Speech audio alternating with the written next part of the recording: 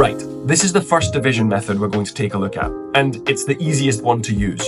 I'm going to ask you to take some of your times table knowledge, and then we're going to apply it in a slightly different way, which is exactly why we covered times tables earlier in the course. When you're ready, grab something to write with and something to write on, and we'll dive into what I like to call counting up in an amount to find the answer.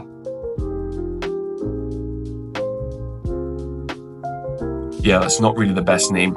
Gonna need to work on this one. Let's just go with method 1 for now. Right, we're going to revisit one of the examples we looked at in the first lesson, and this is how we can count up in an amount to find the answer. Let's say I've got 32 and I'm dividing it by 4. I need to see how many 4s are there in 32. In order to do that, I'm going to count in my 4 times table. And once I get to 32, I'm going to stop. 4, 8, 12, 16, 20, 24, 28, 32. Now I can stop. Once I've got there, I need to see how many times it took me to get to that answer. 1, 2, 3, 4, 5, 6, 7, 8. So there is my answer, just there.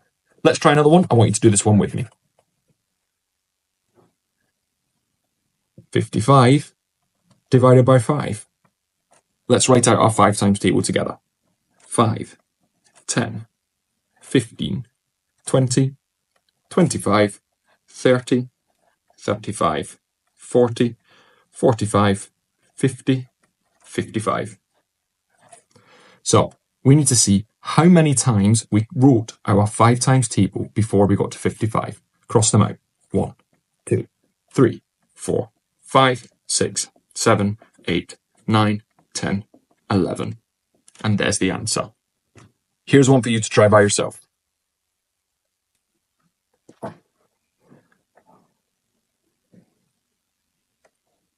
28 divided by 2.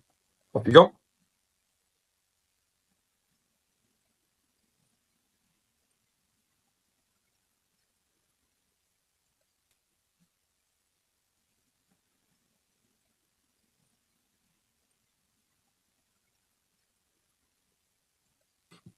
So you should have gone 2, 4, 6, 8, 10, 12, 14, 16, 18, 20, 22, 24, 26, 28. Then you have a look and see how many times did it take me. 1, 2, 3, 4, 5, 6, 7, 8, 9, 10, 11, 12, 13, 14. 14 is the answer. Well done if you got it right. There's one more thing that I need to speak to you about just before we get on to the next video. Sometimes you might have a number like 29 and you're dividing it by 3. Now, if you know your times tables well, you will know that 29 is not in the 3 times table, but we can still work this out. Let's count in our 3s to get as close as we can to 29 without going past it. Let me show you what I mean. 3, 6, 9, 12, 15, 18, 21, 24, 28, 27, 30. Now, I've actually gone too far there. 30 is greater than 29, so I cannot use that one. Now, I was trying to get to 29, but that's only 2 more than 27. So here's what I do. I see how many numbers I have. 1, 2, 3, 4, 5, 6, 7, 8, 9. And then I think, how many more did I need to get to 29? 27, 28, 29. I needed 2 more, but I wasn't able to use them. So what we do is we put a little r that means remainder. And then we put 2. One thing to mention, the remainder has to be a smaller number than what we're dividing by. 2 is less than 3. Next one, I want you to copy with me. Let's do 35 divided by 4. So copy this one down.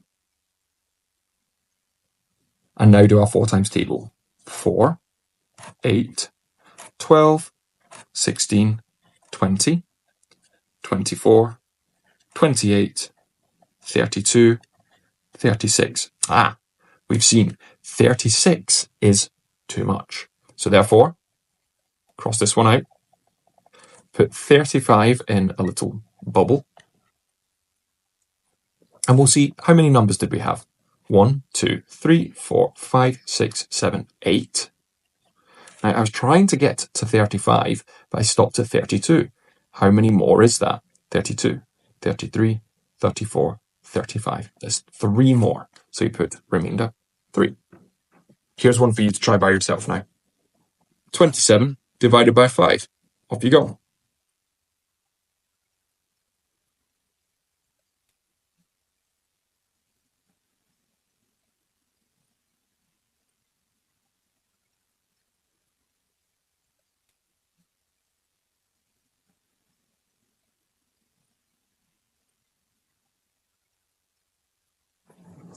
So you should have put 5, 10, 15, 20, 25, 30. Oh, 30 is too much. Let's get rid of that and put 27 in a little bubble. How many do we have? 1, 2, 3, 4, 5. And we were trying to get to 27. How much more is 27 than 25? 1, 2. Remainder 2. Well done if you got that one right. I still haven't thought of a cool name for this method, but that's no problem. I'm sure you've done really well in this lesson, and when you're ready to move on, hit the Mark Complete button below, and I'll see you in the next video.